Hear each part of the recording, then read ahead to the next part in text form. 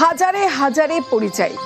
October নভেম্বরে পরিযায়ীরা আসে, আর পুরো শীতকালটা পরিযায়ীদের কিচিরমিচিরেই কাটে। পর্যটকদের পরিযায়ী আকর্ষণ। বাঁকুড়া থেকে জলপাইগুড়ি পাখি দেখতে হুড়োহুড়ি।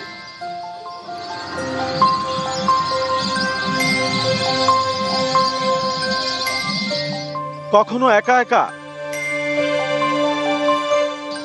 কখনো ঝাঁকে ঝাঁকে। বাঁকুড়ার আকাশে ডানা মেলেছে পরিযায়ী পাখি।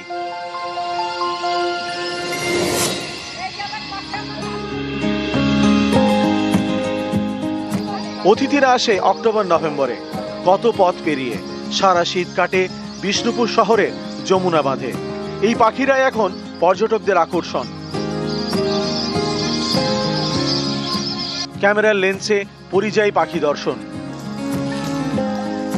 মোটামুটি 4 থেকে 5 হাজার পরিযায়ী পাখিরা আমরা মোটামুটি দেখতে পাচ্ছি যমুনা বাঁধে। এদের মধ্যে সরাল, কটন পিগমি গুস, গাদোয়াল এবং লিটিল গ্রিপ, এই 4 রকম ভ্যারাইটি মোটামুটি যমুনা বাঁধে আমরা দেখতে পাচ্ছি। এছাড়া যমুনা বাঁধে বিভিন্ন ধরনের র্যাপ্টার, মানে যেগুলো শিকারী পাখি, তারাও এদের জন্য তারাও আসে এবং এবছরও এসেছে।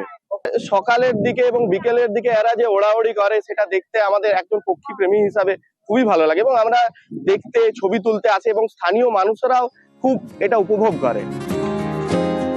জলপাইগুড়িতেও পরিযায়ী পাখির কিচিরমিচির। তিস্তার পাড়ে গজলডোবা জলাশয়ে পরিযায়ী পাখি দেখতে পর্যটকদের ভিড়। এভাবেই প্রতি বছর আসে পরিযায়ীরা, ডানা মেলে ওড়ে ফেব্রুয়ারিতে ঘরে ফেরা।